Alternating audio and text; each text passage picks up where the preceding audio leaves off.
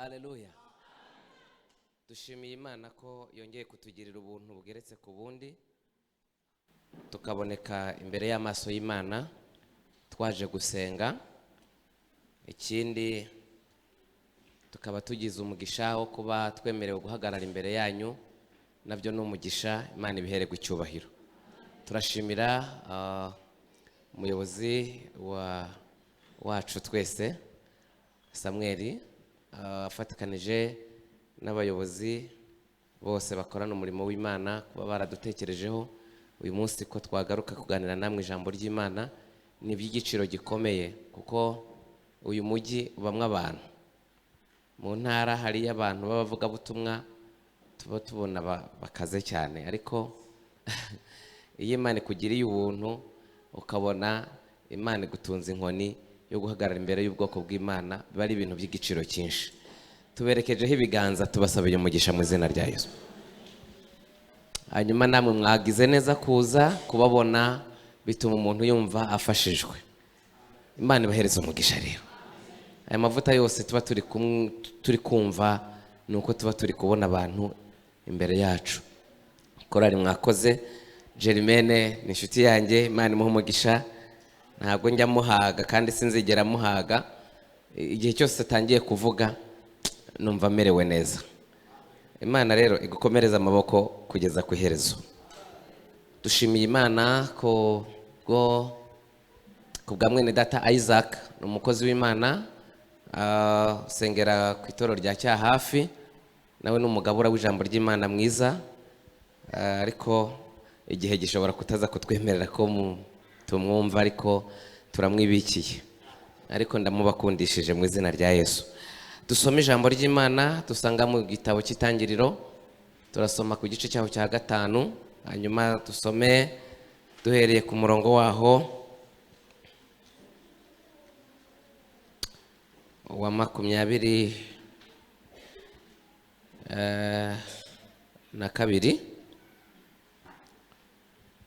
tugeze hepfo kuri 24. Tubaye ntashyo z'ahantu hatandukanye, tugize iminsi tugabura ijambo ry'Imana. Abera barabatasha, nimuzakire. Ndi umugabo ndubatse, mfite umugore na wa mwana Imana yatanze, turabishimira Imana. Amaze kubyara Metusela, twasomye Itangiriro 5:22.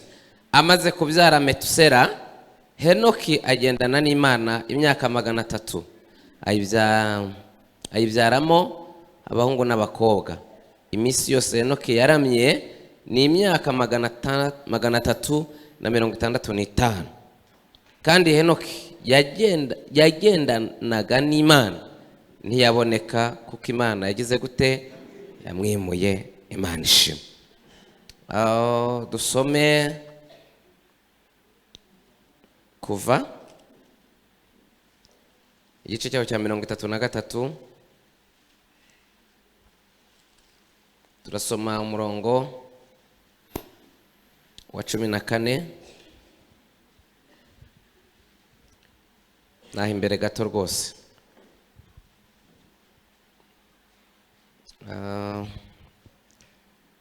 Kuva 3:14 harimo ijambo rivuze ngo, aramusubiza ati, ubwanjye nzajyana nawe ngere gute? Nkuruhure.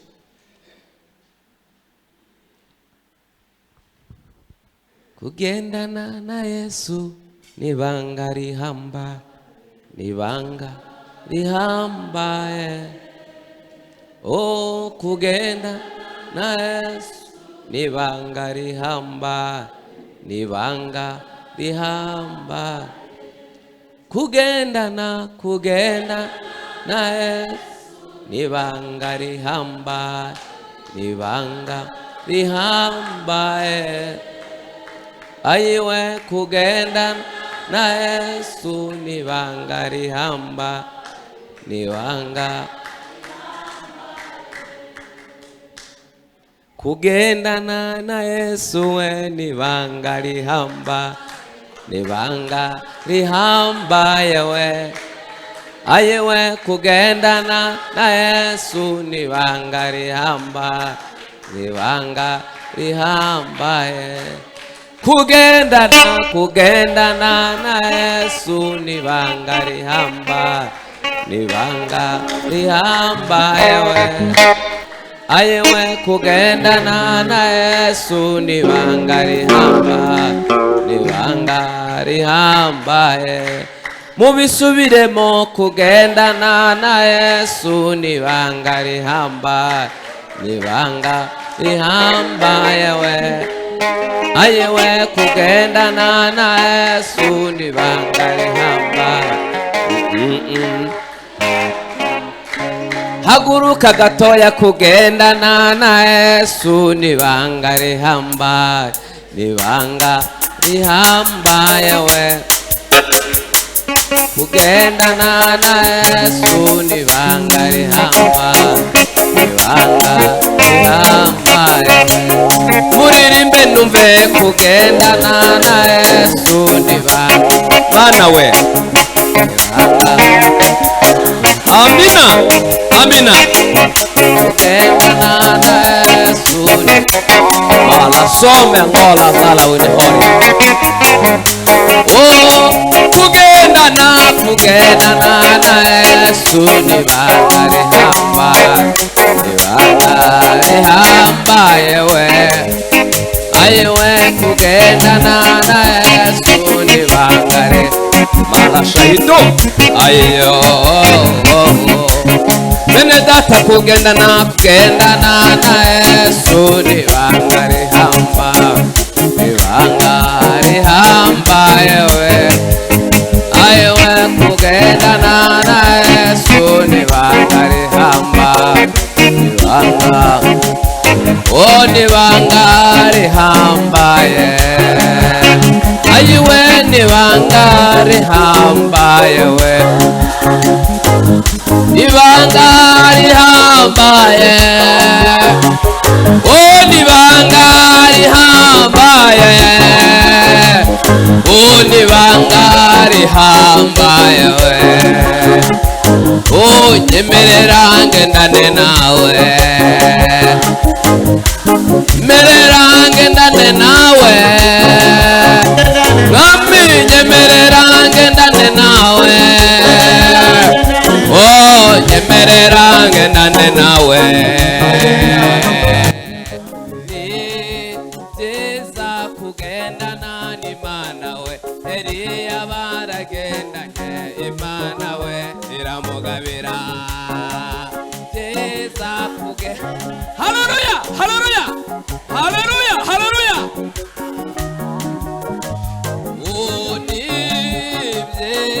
Kugendana n'Imana. Eliya baragendanye Imana iramugabira. Teza kugendana n'Imana. Eliya baragendanye Imana. Imana iramugabira. Iyo Imana iramugabira. Imana iramugabira. Oh Imana iramugabira. Oh Imana iramugabira. Niteza kugendana n'Imana. Eliya baragendanye n'Imana iramugabira.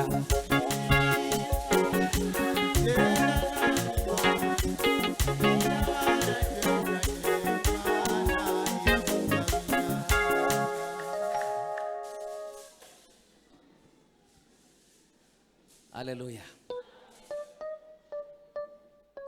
Tugiye kuganira ijambo ry'Imana rifite intego ivuga ngo kugendana n'Imana. Kugendana n'iki yemwe? Kugendana n'Imana. Ndashimira Imana umuntu wese ushaka kugendana n'Imana. Imana ntabwo imwangira, nubwo yaba yarize akavuga ati Imana ndakwinginze tugendane, yemera kugendana nawe. Nubwo yaba atarize ariko agahitamo umugabane wo kugendana n'Imana, Imana iramwemerera bakagendana. Nubwo waba udafite shinge ntugere na rugero inaha, ariko ukayibwira ngo ndakwinginze wowe ukabyara we unyemerere twigendanire, irakwakira. Haleluya. Nubwo waba uri imfubyi ugahitamo ko Yesu umugendana, Yesu yiteguye kuba proud yawe kugira ngo mugendane. Asifiwe. Nubwo waba uri umupfakazi ugahitamo kugendana nawe, aye ndagushimiye Mana. Iri jambo niryo uyu munsi turaza gusoza dusenga Imana, tuyibwira ngo Mana duhisemo kongera gufata icyemezo cyo kugendana nawe. Haleluya. Imana igufashe. Bibiliya yavuze ku mugabo witwa Enoki. Enoki ngo amaze kubyara umukobwa, amaze kubyara umwana witwa Metusela. Hayi Mana we, hari abagabo Beneda, hari abagabo bagendanye n'Imana, hari abagore bagendanye n'Imana, hari abakobwa bagendanye. Yemwe ntabwo itwazo ruhari, ahubwo natwe Imana iduhe kugendana nayo, kandi tubihisemo mu izina rya Yesu. Bwana Yesu asifiwe. Hanyuma uyu Enoki yabyawe n'uwitwa Yeredi. Yeredi nawe yabyawe n'uwitwa Mahaleri yabyawe na Kenani n'abandi uko bikurikirana kugeza kuri Adamu. Kuko iki gice turimo turasoma kigaragaza amazina y'urubyaro rwa Adamu nyuma yuko Kayini yishe Abeli, havutse uwitwa Seti. Imana imushumbishije ngo azasana se, ibintu byose murabizi uko byagenze.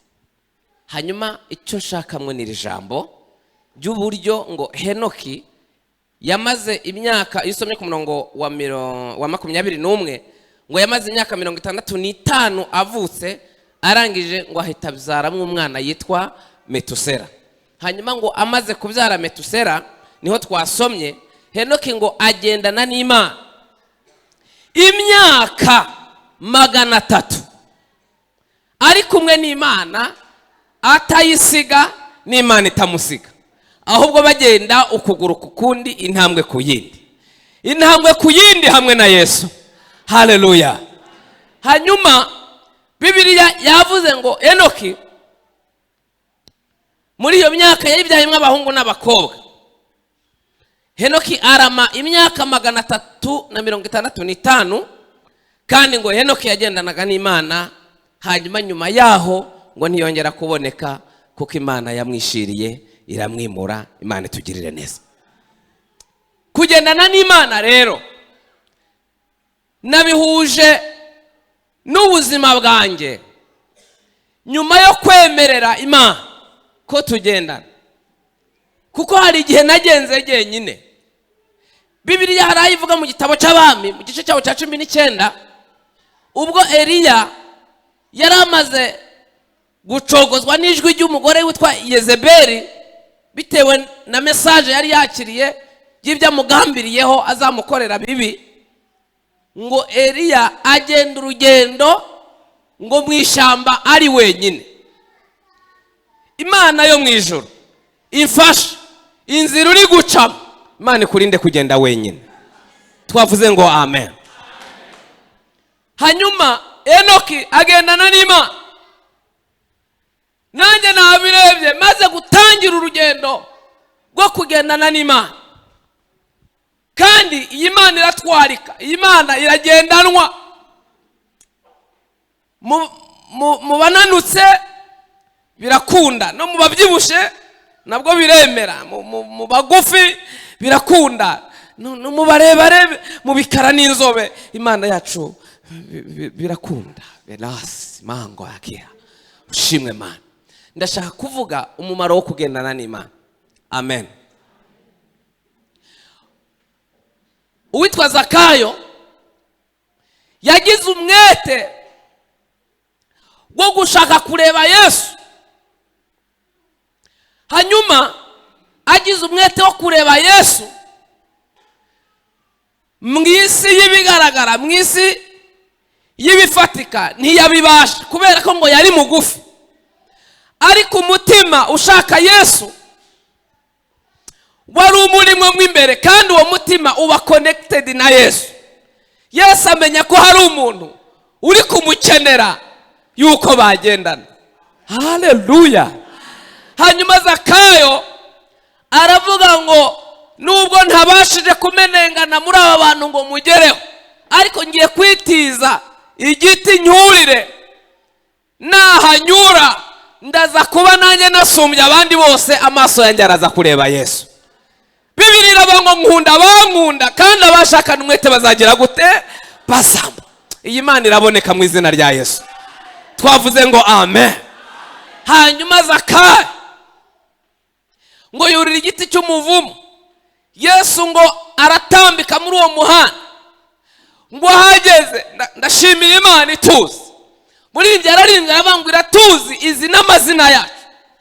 Ngo ahageze munsi y'icyo giti ngo Yesu arararama, ngo areba hejuru, ngo arahamagara ngo mva Zakayo, ururuka vuba kuko uyu munsi nkwiriye kurara iwawe. Bibiri iravuga ngo Zakayo amanuka mu giti ngo anezerewe cyane, ngo amwakirana umutima umwagukiye. Ndasenze ngo umutima we wagukire Yesu. Haleluya. Abaturage bari bakurikiye Yesu, Bibiliya iravuga ngo barivovota. Kumbe Zakayo we yafashe icyemezo muri we cyo kwifuza kugendana n'Imana. Imana ihimbazwe. Ngo barasakuza barivovota, ngo ninde ukwiriye kujya kurira munyabyaha ko tumuzi. Kumbe Zakayo yahinduye icyerekezo, abandi baracyari mu mandazo mugani w'abiki gihe. Yesu ngo aricecekera. Oya, Yesu hashobora kuba hari n'abamubwiye mu matwi, aturiye n'umucuyi, uriya n'umwambuzi, uriya n'umujura, uri ibinyoma bye nta wabishobora, uri umushinyagira. Ariko we yari yafashe icyemezo, aravuga ngo uyu munsi nkwiriye kubona Yesu. Imana ihimbazwe. Yesu ngo arabacecekana. Ndasenze wowe ushaka Yesu, amajwi yose uyirengagiza, Yesu araboneka. Asefeho. Zakayo ngo aragenda yakira Yesu, ngo amugejeje mu rugo. Yesu yari agicecetse.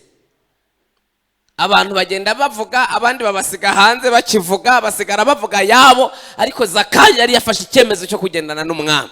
Imana ihimbazwe. Hanyuma Bibiliya iravuga ngo batangiye kurya.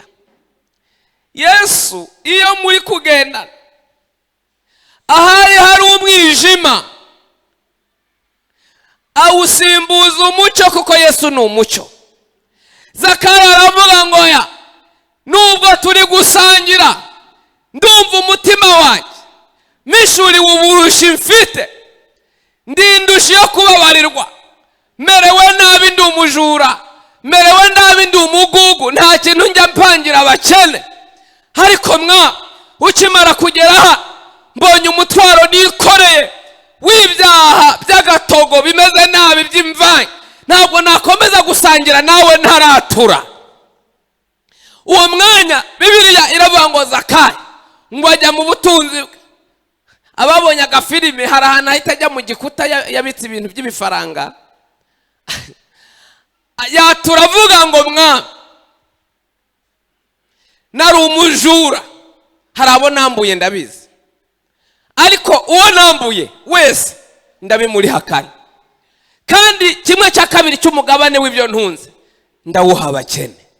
Yesu ngo atobora akanwa, aravuga ngo ni ukuri uyu munsi agakiza gatashe muri iyi nzu, ngo kuko uyu nawe ari umwana wa Aburahamu. Mwavuze ngo amen. Umumaro wa mbere wo kugendana n'Imana nuko Imana ikuruhurira ubugingo. Iyo uri kumwe na Yesu, imitwaro yose Satani yaguhekesheje, yo mu buryo bw'umutima, yo mu buryo bw'ubugingo bwishwe na Satani abwicishije ibyaha, iyo Yesu muri kumwe agukuraho uwo mutwaro. Narebye indirimbo ya 424 ku gitero cya gatatu, muri ibyo yaravuze ngo iri ni itangiriro ry'umunezero wanjye, ngo aha niho umutwaro wanjye ngo wamvuye ku mugongo. Mwamvugiye ngo amen. Reka mbabwire,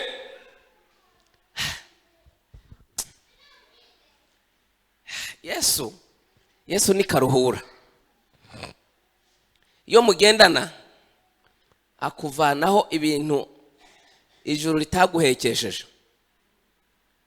akabikuvanaho akakuruhura. Yesu, iyo umuntu aruhijwe no kwitwa umusambanyi, akaba ngo ninde wanduhura kuba umusambanyi, nta dogiteri wundi wabigufashamwo usibye kuvuga ngo Yesu.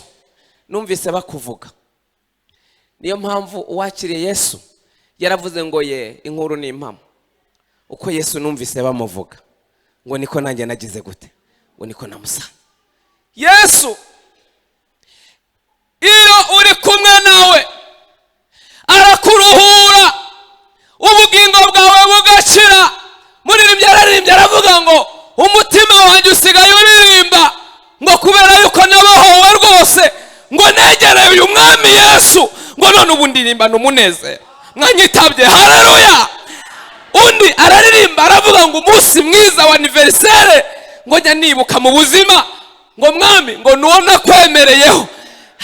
Tuzamura ibiganza. Reka mbabwire, hari abantu bavukiye mu rusengero batazi Imana yarakoze kubarinda.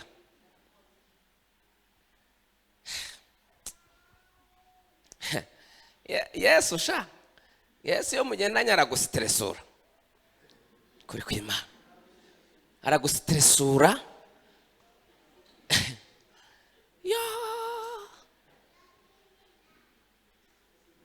Narindushiye, nta wundi wanduhuye, nta wundi wanduhuye inkoni nakubitwaga nzitewe n'ubujura, kuko ibitugu by'abapfapfa ni inkoni. Ndibuka igihe kimwe bigeze bamfata, Bibiliya iravuga ngo umunyabyaha ahunga nta muntu umwirukaye. Hari umuntu nari nibye amafaranga nayitiriye indi muntu, ariko barara bamwibye ku cyumweru, aza kumuha Paul, aramuga ati na twa dufaranga nakugurije ntuzire gutunyishura. Ati rwose wahuye n'ibibazo bikomeye. Ati amafaranga, ati dufaranga wangurije utuye. Ati nta mwana w'umuhungu watumye ku wa 4, icyo gihe nayafashe ari ku wa 4. Ngo nze ngutize amafaranga, ngo ubonye akamari kihuta, ngo ubuzeho 25,000, ngo ni nyagutize ayakuzanira. Ati reka reka. Kumbe hari ingegera yari maze iminsi iri kurya brochette, ariyo ngewe. Noneho icyo gihe hari no mu gihe cy'imvura, mu gihe cy'urushogoro, ku buryo kubona umugabo waguze inyama yabaga ari umugabo nyene ufite akantu. Ande bareba ingegera iri kujya brochette, kwaka kuri zingaro, ikajya no ku mubiri, gafata amandazi ya desa denjiga, ntabwo ari yubu yaje kera. Barandeka nyene, kuko noneho najya kwishura nkakura yiza 5, akaba arizo nishura, abandi bamerewe nabi. Uwo mwanya kibivuga bahise bankeka, kuko ni fanta nayinyweraga kuri uwo nguwo nkagura nkishura. Mwami, ndibutse ko uwo nkuye umutwaro.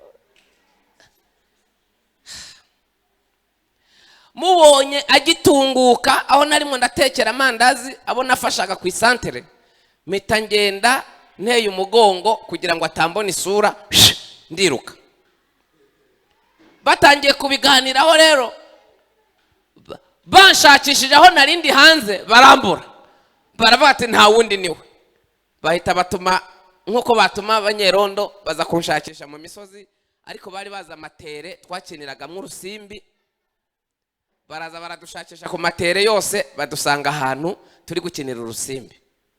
Twarimo turakina urusimbi duhekenya n'isoya zikaranze. Mbonye igitero kingabweho, isoya zahise zihera hano mu muhogo. Ndavuga nti kambayeho, baramfata. Uwo mugabo yari umurokore, ariko utamuzanaho ibintu by'imikino. Dufite abantu b'abarokore utazanaho imikino. Bamungejeje imbere, akubituro, ankubituro kigo mu maso, anyongera n'urundi go mu misaya, anyongera n'urundi arangarura, mpita mbona umuriro uratse. Uwo mwanya ahita afata mu biziriko bari basigaje, akuraho ikiziriko gishasha kizirika ihene, abwira abahungu baramboha. Bamboshe saa 9 za nimugoroba, umugozi undaraho bawunkweyeho saa 6 z'undi munsi. Umugozi wamaze kwinjira mu nyama z'amaboko. Iryo joro bandindishije umugabo wari ufite inkota ifite metero yose, ati wibeshe uvaho ndakurangiza. Naraye ku ngoyi mpagaze.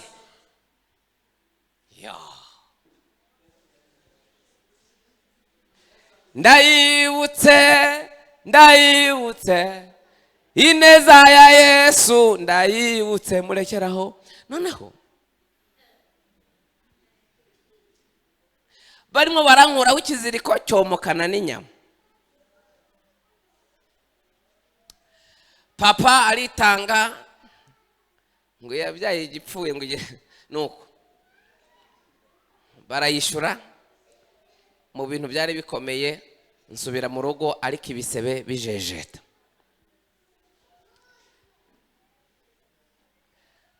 Nagize umugisha rero wo gukorera ahantu naje komongana nyene ndagenda, kuko nakoraga ibintu byinshi, kuko naribaga nkiba no mu rugo iwacu mu nzu, nkiba n'ibiringiti byo mu rugo n'amasorori.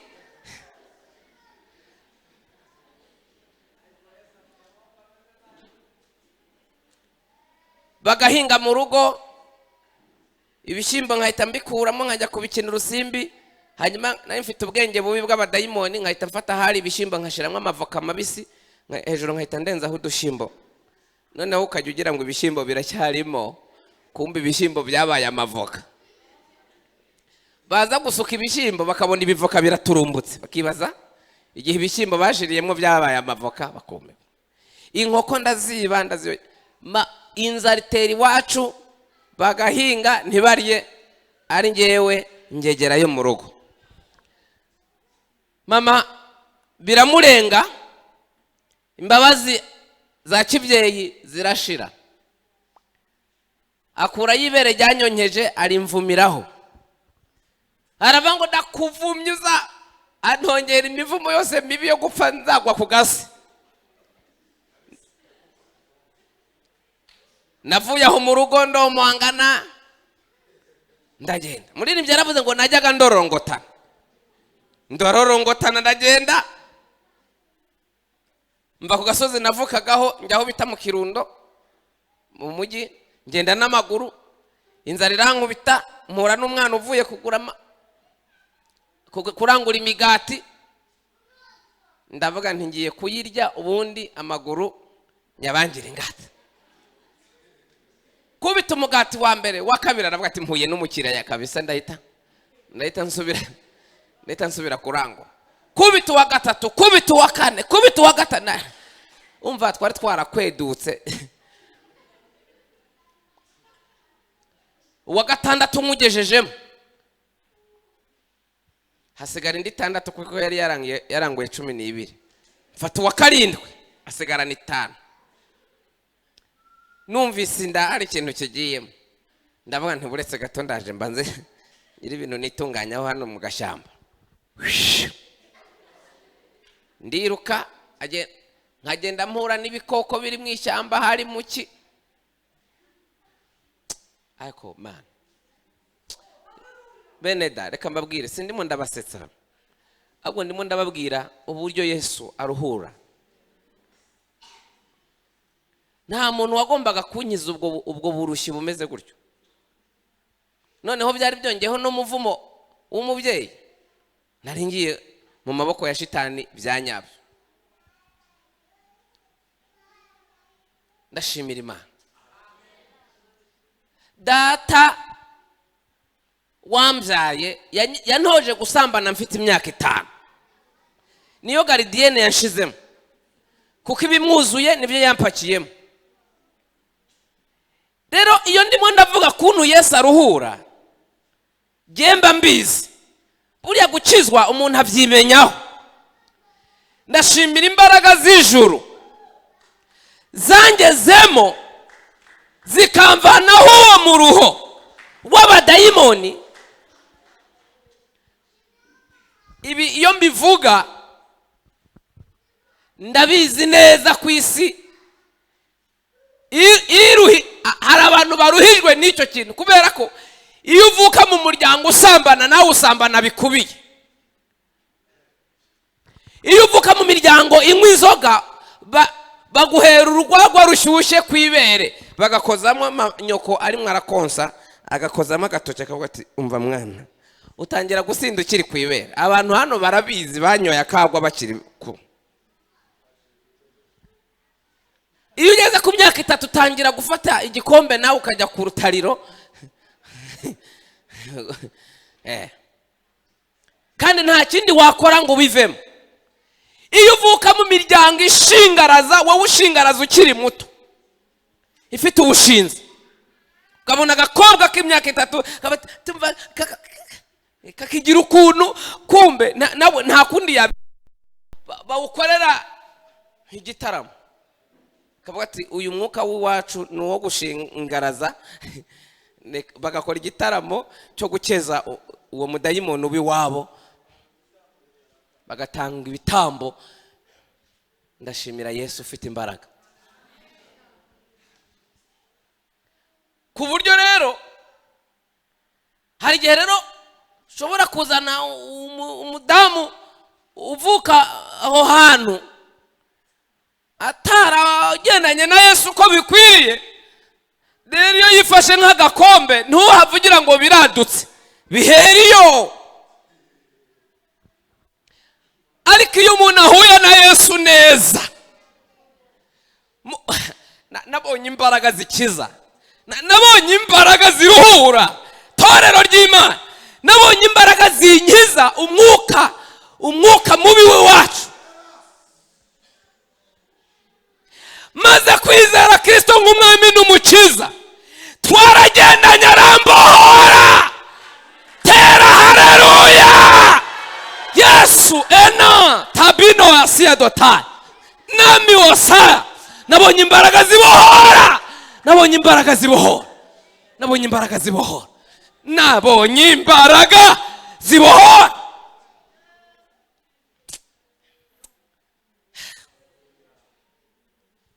Abantu bose bavuka mu miryango iwacu bose barishingira ku myaka 18. Icyo bitakara.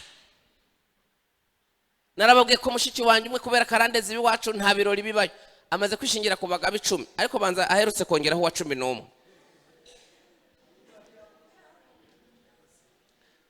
Ibi bintu mbamboga ntago nukugira ngo tuvuge bantu mwaje gusenga, mwakira imbaraga ziva mu ijuru kugira ngo zibagenge mube basha muri Kristo Yesu.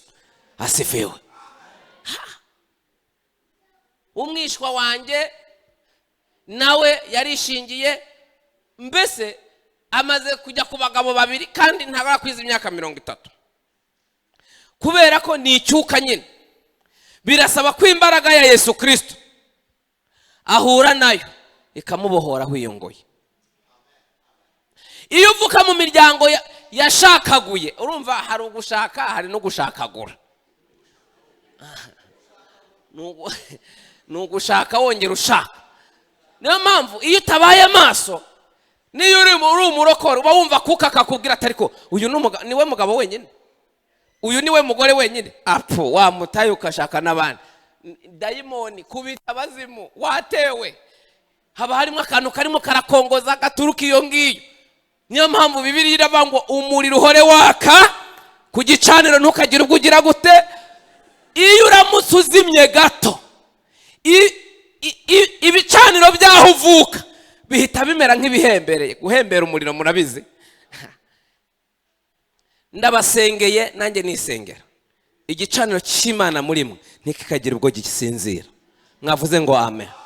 Kuko iyo gisinziriye ibyaho uvuka bihita bizanzamuka kandi bizanzamukira wowe. Ariko iyo turi mu gicaniro cy'Imana, haleluya, nabaye kwitanura nabizi. Iyo itanura ry'amatafari ryaka byanyabyo, habe n'amasazi ngo aracaracara aho ngaho arahunga. Iyo twaka rero muri Kristo Yesu, karande ntizitwegera. Ibyo twahozemo kera ntibitwegera. Ariko iyo umuriro ugenda uzima gake gake, utangira wumva utuntu tukwinjiramo gake gake, kumva hongeye gukumbura akagage, kongera wumva ka pirimusi, wa magani wabihengeka gake gake, ugatangira gushiramo udusa na mitsingi. Imana duce. Yesu maze kumwizera, niwe wenyine wambohoye iyo ngoyi. Bene hari ibintu umuntu aba yirengagije kuvuga, ariko iyo ngoyi yari ikomeye. Yari igize gute? Yari ikomeye. Yari ikomeye uko abari online mwe mwihanganye gato mvugane n'abantu bari hano.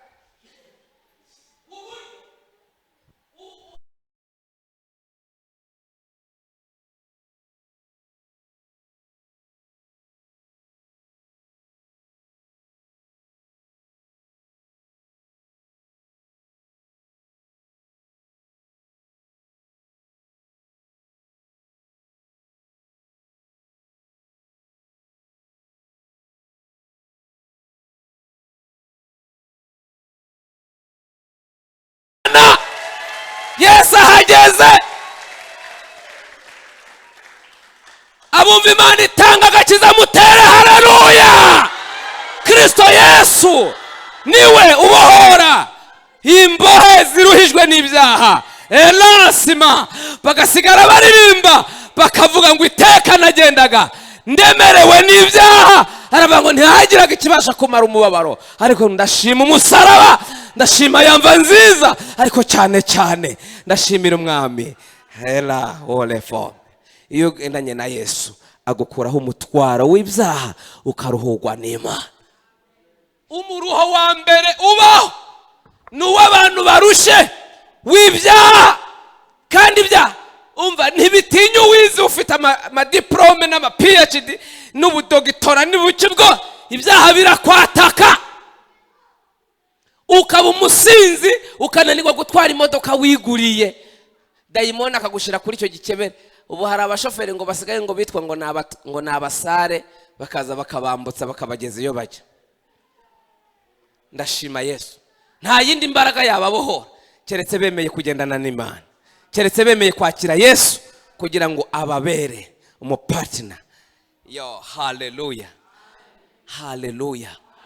Nagiraga umwuka w'ishari ku buryo aho navukaga nabonaga abantu batuye mu mazu y'amabati bafite ibirahure. Nkumva umujinya. Rero umuntu ufite ishari ni mukuru w'umurozi. Umuntu ugira ishari agira banza ni muri umunani, banza ari mukuru, kuko ufite ishari we ubu agira umwuka w'ubugome bwo kukugomera. Nta nicyo wamugize, ahubwo kukubona wariye gusa akavuga ati icyama bikamuniga. Yakubona wambaye n'amarinete kubera uburwayi akavuga ati dore cyambaye ibirinete, akakugira ishari n'ijya marinete neza neza. None nkajya mbyuka saa 7 z'ijoro nkatera ku mabati no ku madirisha nkabimenagura, bagatera induru karitiye nkayiteza mbutiyaje, abantu bakaza ati mukomere mukomere. Abantu nakumva babaye benshi, nanjye nkahita nza mu bantu ntimukomere mukomere mukomere. nkaza nanjye gutabara no gutanga pole kandi ari jye wateje mbutiyaje. Munyeshari ntiyifuza kukubona watunze inka, ntiyifuza kukubona umuntu agiriye ishyari nkagira n'ishyari ry'umuntu bana n'ubumuga ufite urukweto yambara. Ndagenda ndagwiba nduta muri toilette. Umunyeshari ni umugome. Nta kindi cyari bungiza uwo mu ruho Satani yari yaranyikoresha keretse kwemerera Yesu akagendana nanjye. Ese abantu bari kunyumva nka babiri mutera haleluya. Yesu ni umuhota. Hobera uwo muntu muri kumwe umumbwire ngo Yesu ni umukiza. Yesu ni umukiza, arakiza kandi akabigaragaza. Niwe udukiza indwara z'ibyaha zagize gute zatumugaje. Ndahamagarira abantu bose kwakira Yesu nk'umwami n'umukiza, kuko niwe wenyine udukuraho uburushyi. Iyo wagendanye n'Imana irakuruhura. Ndashimira Imana yambohoye ingoyi zose nari mfite. Haleluya, nsigaye ndirimba Yesu nigitangaza pe, nigitangaza pe. Rwose nigitangaza ko Yesu yanyijije. Umwuka we wera ni ujya unyobo uzangezi wanjye mwishura maha. Imbabazi z'umukiza zamuzanye kuncungura, natabitswe n'ibyaha byanje. Pawulo ati namwe yarabazuye mwebwe abari bapfuye muzize ibyaha n'ibicumuro byanyu, ubuntu bw'Imana nibwo bwatuzuye. Tumaze kwakira ubuntu bw'Imana bwaratuzuye mu alilasomenia aho Satani yicira abantu, ubuntu bw'Imana bwarahadusanze buraducomora. None ubu turi kugabura ijambo ry'Imana. Mwavuze ngo amen. Mana ihimbazo. Aka kantu ngatinzeho ariko ngiye gusoza. Iyo ugendana n'Imana ikuruhurira ubugingo. Icya kabiri, iyo ugendana na Yesu ugirira amahoro mu rugendo urimo. Hari abagabo nasomye mu kanya ngo bari barimo barava i Yerusalemu berekeza aho bita Emawusi, bababajwe nuko ngo Yesu w'i Nazareti Abaroma baherutse kumwica kandi yari umuhanuzi mwiza, kandi yari umuntu ukora ibitangaza abantu bakamererwa neza, ariko abagome ngo baramwica. Bibiliya iravuga ngo bakiri muri uwo mubabaro, bakiri muri ako gahinda, Yesu aravuga ngo aba bana bakeneye kugendana nanjye kugira ngo baruhuke. Mwavuze ngo amen. Yesu ngo arabayegera agendana nabo, ngo agenda babaza ngo mbese niki kibababaje, ese muri kuganira ku biki? Bamuha amakuru yose. Yesu ngo nawe aterura amagambo agenda baganiriza, ababwira ko byari ibintu bigomba kuba kuri uwo muntu, abasobanura neza. Hanyuma ngo ukagenda baganiriza ngo bagenda bagira amahoro y'umutima, agahinda bari bafite ngo kagenda kabavamo, umubabaro bari bafite ngo ugenda ubavamo, ngo bagera igihe bararyoherwa, ibyo umubabaro barabyibagiwe, ngo bageze mu kirorero bari bagiyemo. Yesu rero ngo amera nk'uwikomereje bo bageze aho bari bagiye. Hanyuma ngo baramubwira ngo oya burije, gumana natwe dukomeze tuganire. Mwifurije kugendana na Yesu. Mwavuze ngo amen. Yesu ngo arabemerera barinjira. Bibiliya iravuga ngo batangiye kwiyakira ngo Yesu yenda umutsima arawushimira, ngo amaze kubugumanyura ngo arawubahereza. Uwo mwanya ngo amaso yabo arahweza, ngo bamenya ko ari Yesu bari bari kumwe. Ngo uwo mwanya Yesu aburira imbere yabo. Bibiliya iravuga ngo ibineza neza ngo bibatera kongera gusubiramwo urugendo naho batangiriye kugendana nawe. Ati uza agahinda twari dufite, ariko uriya mugabo dutangiye kugendana uza amahoro kuntu yinjiye mu mutima nkayumva. Bibiliya iravuga ngo batangira kuganira, barabati wapi no kuryama ntituryama, reka dusubire i Yerusalemu tubwire bene data ku mwami Yesu twahuye. Mwavuze ngo amen. Iyo uri kumwe na Yesu ugirira amahoro hehe? Mu rugendo. Ndasenze abantu hano hanze bari kugenda bivugana, bande bari kugenda babarisha intoki. Isaac aherutse kumbwira umuntu ngo yarageze ku irembo iwe ku muhanda, nyine yaraduherekeje twe tugiye yari yerekeje rimwe arataha, arangije arama ngo si ngo sintashe noneho, arivugana nta n'umuntu ubimubajije, urumva ati noneho sinanatashe, yisubirira yavuye ajya kongera gutaraza. Urumva tugeze ku rwego abantu bibuka ko batashe, urumva bakavuga ati wapi ntabwo ngiyeyo, nisubiriye inyuma. Abandi bari guparika muri feruje, abashinzwe umutekano ni abana beza bahura n'ibintu mu muhanda. Abandi bari guparika muri feruje. Ejo bundi hari umugabo waparitse ateza ambutiyaje, ikigabo cyiza gifite ishati ihenze, imodoka ya taxi ere nziza, ariko aririra kuri vola.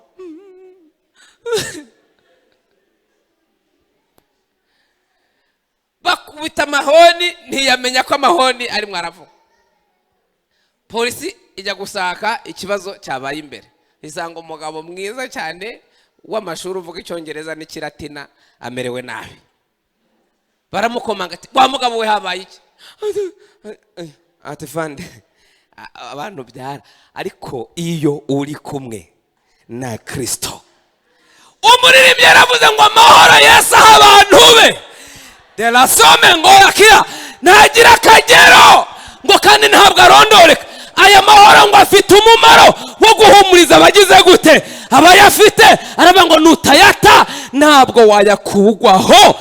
Ndakuhanuriye akira amahoro y'Imana muri riteraniro. Mwavuze ngo amen.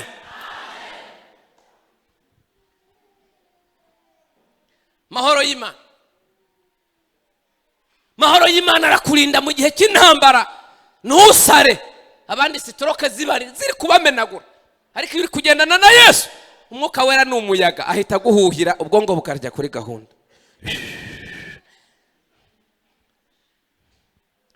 Umwuka wera aduhuhisha kuduhumuriza. Humura ndi kumwe, ntutinye ndi kumwe, nubwo bigushinyikiye ariko ntibizagutamira, nubwo zitontoma ariko zirazi. Ugahita wumva agakoni kagiyemo. Asifiwe. Ubu ngubu abantu badafite ihumure ry'Imana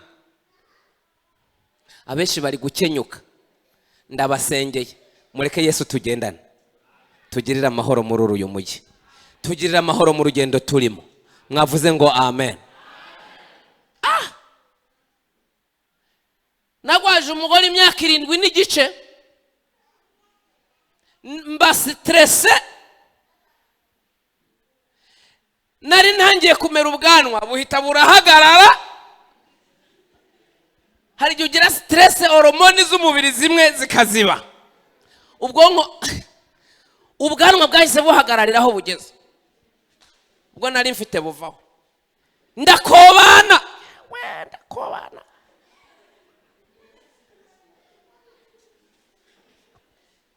mbura kuryama, ibitotsi ndabibura, nkajya ibiryo ntibigere mu nda, utu tuntu tuza hano. Ubu ngubu Imana yaranseteresuye, mwe muri kubona isura nziza. Noneho tugiye kwa muganga i Masaka, nagiye nambaye agakositimu nari mfite, ariko bantumye imiti nibagirwa inkweto, ngenda nambaye kositimu n'ibirenge. Ibi mbabwira niko kuri. Abantu bakajya banyikanga bakavuga yaba ari umusazi w'umusirimu waje gutondana natwe mukanya ntaza kutwihinduka akadutera amabuye. Umuganga umwe ni watinyusa aravuga ati yewe wa mugabo, niki cyaguteye kuza utambaye inkweto? Ndebye ku birenge nsanga nta n'amasogisi arimo. Ndabona ntimuga nazibagiwe. Nigeze gusohoka, nahora nta nta kuruhuka nagiraga kuko yahoraga aribwa 24 kuri 24. Mpora kwa muganga ngaruka n'abangize guca aryamye nkahita numva ashatse kuvomisa ibintu nk'ibyo. Ibitotsi binyumiramo. Turi kwa muganga nasohotse hanze tubishije bariya bakora isuku kwa muganga, njya kwicara hanze ku gasima kari gahari ninjoro nicaraho, ibitotsi bihita bimfatiraho ngaho mera gucya ndasama ndasinzira. Imvura iragwa sinabimenya ko iri kugwa, inyagiriraho nicaye irandosa. Naje gukanguka nsanga ahantu hose numva imbeho yantaje, numva ibintu. Ariko nagera mu gihe cyo kumva Imana, navuga ngo nubwo ndi mu kigeragezo kimeze gutya, ndabizi ko Umwami Yesu turi kumwe. Mwavuze ngo amen. Najya numva indirimbo. Iyo rero iyo kugendana na Yesu ukaba uri mu gihe cy'intambara, Yesu agufashisha ibintu by'intambara. Urwana intambara nziza, Kristo ni imbaraga za, muze ngabo za Yesu tujye mu ntambara. Uwabatinyutse ibyago byose nazakurikire, wabujijwe kwiganyi iyo urushye. Ibintu Yesu akakuvangira ku buryo stress urimo itaguherana, kandi yabigufashisha uba wumva biryoshye cyane. Ndasenze ngo Imana iguhe ibigufasha mu izina rya Yesu. Mwavuze ngo amen. Ahiko wihanganira ibimugerageza ko namara kwemerwa azahabwa ikamba. Nuko mutegereze mwihangane nkuko umuhinzi yihangana agategereza imyaka ririri. Abariko mwihangana, mwibuke ibyo kwihangana kwa Yobu, uko Imana yaherutse kumugirira, kuko ari Imana y'imbabazi nibambe. Nuko Imana yamukubiye kabiri. Nkumva nanjye nyuma yo kugeragezwa Imana izankubira kangahe? Kabiri. Hanyuma iyo ufite amahoro ya Yesu aguhesha kugirira ibyiringiro byo kuzava muri izo ntambara uhagazemo. Mwavuze ngo amen. Amahoro ya Yesu aguhesha kugira ibyiringiro byo kuzasohoka mu ntambara ugize gute? Uhagazemo. Niyo mpamvu wanditse yavuze ngo erega haracyariho ibyiringiro byuko naho igiti cyatema cyakongera kikagira gute? Kigashibuka. Ndabasengeye Imana ibahe kugendana nayo. Mwavuze ngo amen. Utagendanye n'Imana urugo waruhunga. Utagendanye n'Imana ngo mugenda hari utuntu tuzi ugahita wumva urazinutswe. Satani akakubitamo akabombe, utaburi kumwe na Yesu ngo aguhe ibyiringiro by'uko ako kantu kagomba gushira, ugahita uvuga ati siwe mugabo wenyine, ndacyari muto, imyaka yanjye nyemerera, ugahita werekeza. Ariko iyo uri kumwe na Yesu ahita akubwira ngo humura, ndi kumwe nawe. Ibyiringiro by'ubuzima bigakomeza. Muri nibyo yaravuze ngo ubu mfite ibyiringiro bifite ubugingo kandi mfite n'umugabane mu ijuru. Mwavuze ngo amen. Imana rero ibahe kugendana nayo, ibahe kuruhukira mu rugendo murimo mu izina ryande ryayo. Kugendana n'Imana. Henoki yagendanye n'Imana iyo myaka yose, nanjye ngendana n'Imana iyo myaka 7 n'igice. Tubura urubyaro, nta n'urubyaro twagize, duhura n'ibikomere by'amagambo, ariko amahoro ya Yesu atuma duca muri uwo muriro. Mu rugo iwanjye hinjira inda yo mu bitekerezo, kuko yaje kuba stress, anatwita inda yo mu bitekerezo. Amara amezi 6 tuzi ngo aratwite. Tujya kuyipimisha kwa muganga, tuvuga ati Imana iradusiteresuye ku mwaka wa 6. Tugiyeyo muganga arambaza ngo muri bazima. Nanjye kugira ngo mwumvishe ko turi bazima ndavuga ndi n'umudiyakoni wacu ku rusengero, ndi n'umuvuga butumwa nyobora n'icyumba. Iyo presentation kwa muganga ntabwo ikenewe pe, ahubwo nuko nyene baza umuntu ngo mbese urashaka gukira, agahita avuga ati simfite unjugunyamo, hagusubiza ati yego ndashaka gukira, ahubwo ahita atangira kuzana imbogamizi. Naba ndi muzima rwose ntajye nuko. N'urubyaro rwa kangahite no rwa mbere mumaze imyaka ingahe? 6 n'igice. Arebye ranga muntu y'umugore yarageze muri 40 n'ingahe, aravuga ati insinga zakoranyeho. Kumba aho ngaho havuye umugore abarozi barigitishije inda ye y'amezi 8 n'igice, bamushize mu cyumba arimo araborogerayo, bamubwiye ko umuganga arambwira ati iyi nda urabona yarigeze ijyamwo umwana. None se muga ko bya bindi by'abagore byari byarahagaze ayo mezi yose. Nuko birangije rero uwo mudamu wanjye nari mfite aravuga ati oya muga, ati inda yanjye nayumvaga. Inda yanjye nayumvaga, ibintu byo kumbwira ko ntayubonye ibyo bintu ntabwo ari byo. Maze amezi 6 yose nyumva yanonkanga nkayumva. Noneho nanjye yajyaga ambwira ati Sheri tizana akaboko atushireho ati wumva umwana. Nanjye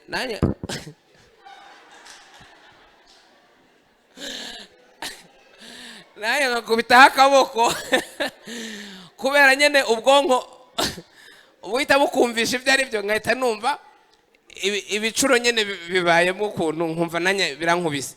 Noneho najya gukandaho ngo numve nk'agatwe hano karagahita nkubita ku ntoki vaho ntunyicira umwana. Nawe ntikomeza. Hanyuma nawe ahita mera nk'ugwaye toroma. Turi kwa muganga muri icyo cyumba, batujyana mu cyumba cyo kuganirizwamo, badushira hamwe na wa mugore. Dusanga umugore ari kurira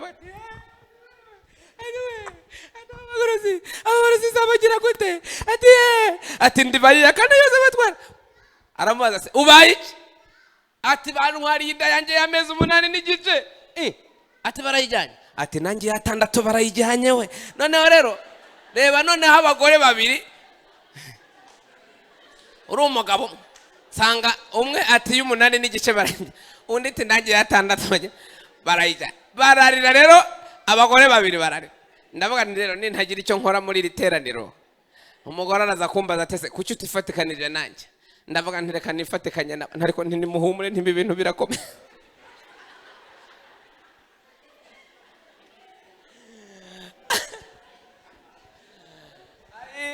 Imana y'ukuri we, ari ngubwiza ukuri, utagize Yesu ngo guhera amahoro mu kigeragezo urimo watomboka. Ndabasabiye amahoro mu izina rya Yesu. Tera haleluya! Imbaraga y'Imana ikumpera amahoro kugeza igihe Imana izahindurira igihe uhagazemo. Imana iguha amahoro. Abaganga baraza baratuganiriza. Samweli we ni amateka, reka ndekeraho. Hanyuma bagira umugisha babona tubaye karume, baratuherekeza batugeza kuri gate, babwira abasekirite aba bantu nta numwe muzimurimo, akagira ugaruka ntimubemerere ko hagira uwinjira hano. Twasohose gate, sekirite ahita ashiramo ingufuri. Bagira umugisha babona turarenze. Tugeze mu rugo umugore arambaza ati Natasha ati we ntiwajya kuyibona?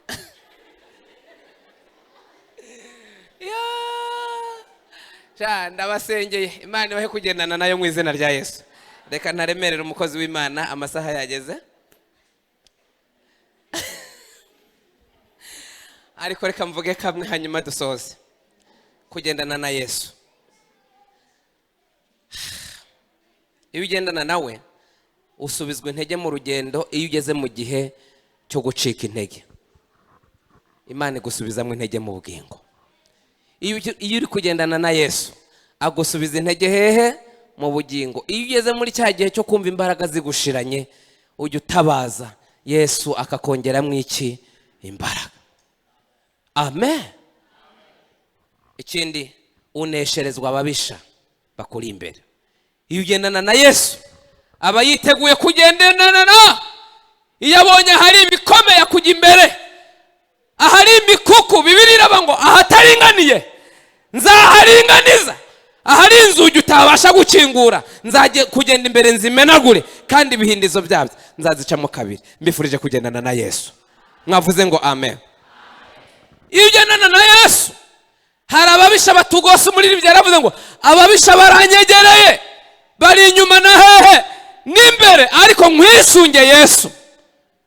Haleluya. bene data bagendanye n'Imana, ababisha bose bari babari imbere, Imana irababaneshereza. Nawe Imana ikuneshereza ababisha bari imbere yawe. Mwavuze ngo amen.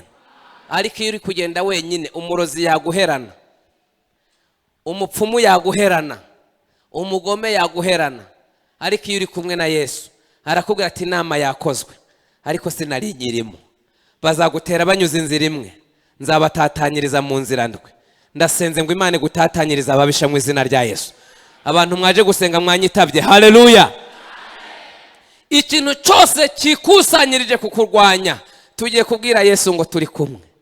Ejo bundi abo twari turi kumwe narababwiye ngo dufite grand frère yitwa Yesu. Iyo hageze ibyari byagutsikamiye birahunga mu izina rya Yesu. Tugiye guhamagara grand frère wacu agira ibintu yirukana imbere yacu mu izina rya Yesu. Hanyuma icya gatanu, iyo uri kumwe na Yesu uhererwa ibisubizo mu nzira zitamenyerewe. Mu nzira Yesu ni igitangaza. Niwe wenyine ubasha kududubiza iriba mu butayu ukanywa amazi, abantu bakibaza aho ayo mazi uyakuye. Kumbe iyo mugendana nayo ifite ububasha bwo kududubiza igisubizo cy'ibibazo byawe mu butayu. Aho udafite abakujugunyamo, afite imbaraga zimubasha kukubwira ngo ikorere uburiri bwawe ugire gute, wigende. Iyo uri kumwe na Yesu aguhera ibisubizo ahantu hatamenyerewe. Aherutse kwishurira umuntu ideni binyuze mu turanguzwa tw'utuvuta. Uturanguzwa tw'utuvuta Yesu adukoramo uruganda rw'amavuta, umuntu arishura, asigaye amutungana n'abana be. Ndasenze muri iri teraniro, hamwe no kugendana na Yesu, Imana igucira inzira, Imana iguhera ibisubizo aho abantu badatekereza. Muhaguruke dusenga Imana. Imana ibahe umugisha mu izina rya Yesu. Kugendana na Yesu. Twasomye ijambo risoza mu Kuva. Imana, Mose yinginze Imana, arayibwira ngo nyemerera tugendane, kuko nitutagendana na niwiri gudukura hano, ubuzima udahagurukanyemo n'Imana, naho wabugeza bwazakwicira nzira. Ariko ndakwingingira mu Mwami, bwira Yesu tugendane. Mwavuze ngo amena. Yesu mugendane. Mose abwira Imana ngo ubwawe nutajyana natwe niwiri gudukura muri ubu butayu. Mose abwira Imana ngo ujye umbwira ko nakugiriyeho umugisha ukamenya izina. Ndakwinginze wemere kujyana nawe, wemere kujyana natwe. Imana iramusubiza ngo umva Mose, kuko wangiriyeho umugisha nkakumenya izina, n'icyo uvuze ndagikora. Ndakwemereye kujyana nawe, kandi kujyana nawe nzajya njyana nawe kugira ngo nkuruhure. Mwakire kuruhurwa n'Imana mu izina rya Yesu. Tera haleluya. Harabagendanye n'Imana, Imana irabaruhura. Hamagara Yesu mugendane. No mu gihe cyo gucika intege, abantu baguciraho iteka ngo uri umunyantege nke, ariko Yesu afite umugambi wo kugenda kongera mu imbaraga. Uri Imana yo kwizerwa.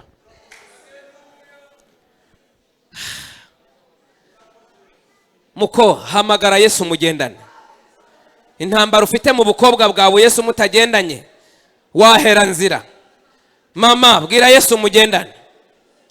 Papa, bwira Yesu mugendane. Musore, bwira Yesu bwira Yesu mugendane. Pelo sole barashaito. Isaac, egera hano dusenge. Egera hano dusenge. Tujye kwinginga Imana. Bantu mwaje gusenga, munyemerere tutunota duke turengejeho twuguze, mutwihanganire. Tujye gusenga Imana. Imana igendane nawe. Idakotaya mayasia. Imbaraga zari zizi ko zizaguherana, Umwami Yesu nimugendana arazinesha. Satani yarazi ko azaguherana, ariko duhisemo kugendana n'Imana. Ntabwo tugiheranywe na Satani. Yesu agiye kukugobotora mu maboko mabi. Vuga ngo amena. Yesu agiye kukugobotora mu maboko y'amadeni, agiye kukugobotora mu maboko y'igisuzuguriro, agiye kukugobotora mu maboko y'umurozi, agiye kukugobotora amaboko y'ubushomeri, agiye kukugobotora. Bwira Yesu ngo ngobotora, imbaraga zawe zinkorera ibitangaza. Dusenge mu izina rya Yesu. Turagushimiye Yesu muri iri teraniro. Tugushimiye ko uri umwami wacu, kandi tugushimiye ko uri umukiza wacu. Umuntu ajya ananirwa ibintu byose bikaremera. Umuntu ajya ananirwa ibyo yakoraga bimworoheye bikamuremerera. Umuntu ajya ananirwa. Yesu Kristo yigeze kunanirwa, ajya mu gashyamba Getsemani ngo asengane umubabaro, aravuga ngo nimba bishoboka iki gikombe kindenge, ariko ngo uraza umwongerera imbaraga. Eliya yigeze kunanirwa, aravuga ngo hari n'ijye muhanuzi usigaye. Umuntu ajya ananirwa akavuga ngo nijye mugore w'indushyi. Umuntu ajya ananirwa akavuga ngo nijye mukobwa Imana yanga. Umuntu ajya ananirwa akavuga ngo mu bagabo nijye Imana yaruhije kurusha abandi. Ariko kuri uyu mutwaro twikoreye, ibiganza bya Yesu bize bidutwaza igihe. Kumwigisha wa mbere yigishije, ibiganza bya Yesu bifate kuri rino buye riremereye, tugende dusa nk'abarusha ariko nta kituriho. Mutwaro munini cyane, dukeneye umusada w'Imana muri iri teraniro. Za pofe sanse glare tonefo la ibi sanse glera tonebofa za tofe saya biglera tonebo. Turavuze ngo imbaraga y'Imana ikomeye izifate kuri uyu mutwaro tumaranye igihe. Kiganza cya Yesu Kristo kize gifate ku musaraba wacu. Imbaraga y'Imana igenga ibihe izidutwaza umusaraba, izidutwaza ubupfubyi, izidutwaza uburushyi, izidutwaza amaganya, izidutwaza kwiheba, izidutwaza kwiganyira.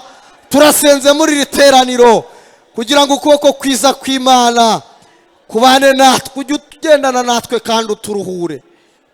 Gendana natwe uturuhure, gendana natwe uturuhure, gendana natwe uturuhure, gendana natwe uturuhure, gendana natwe uturuhure, gendana natwe uturuhure, gendana natwe uturuhure, gendana natwe uturuhure, gendana natwe utwunamure, gendana natwe uduhanagura amarira, gendana natwe uturuhure, gendana natwe udukureho imitwaro, gendana natwe utwibutse kuri kumwe natwe.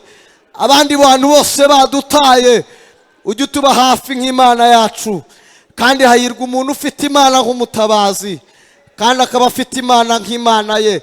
Muri iki giterane turakwemereye, ibiganza bizamukiye imbere yawe kugira ngo ufate aharemereye. Uriya mugabo utamufashe yaducika, abana utabafashe batunanira. Tabanye natwe korari ntitwazibamo, tabanye natwe guhagarara ku ruhimbi byaba bigoranye, tabanye natwe gucuruza byakwanga, tabanye natwe ubushomeri twabwibiramo, utabanye natwe twasambana, utabanye natwe twatukana, utabanye natwe twaba nk'abandi. Ariko muri iri teraniro turavuze ngo amaboko yawe nadutware, amaboko yawe natujyane. Twatuye intsinzi y'Imana muri iri teraniro, tuzamuye ibendera ryo kunesha. Turavuze ngo ntago tugitsinzwe kuko hari Imana ifite amaboko. Biravuga ngo ujye ufata imisozi ngo waragize ukayubikana uburakari, bw'ibyo bintu ukabikora imisozi itabimenye. Turagushimiye, ufite amaboko nk'ay'imbogo, ngo niyo yadukuye muri Egiputa. Dufite amaboko y'Imana ku migenge byacu, dufite amaboko y'Imana mu migongo yacu. Ntacyo tuzaba, dutangarije abadayimoni muri kino giterane, turavuze ngo ntacyo tukibaye, tuzamuye ibendera ry'Imana, tuzamuye ibendera ryo kunesha, tuzamuye ibendera ryo gutsinda, tuzamuye amaboko y'Imana.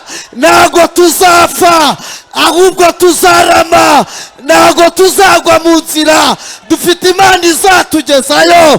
Taibo sanagrerato. Urakoze Yesu, turagushimiye. Komera Imana amashyi menshi cyane. Imana izanye ubutsinzi muri iri teraniro, zamura cyane, haleluya. Imana ikurohura ikintu cyari kikuremereye mu izina rya Yesu, amen.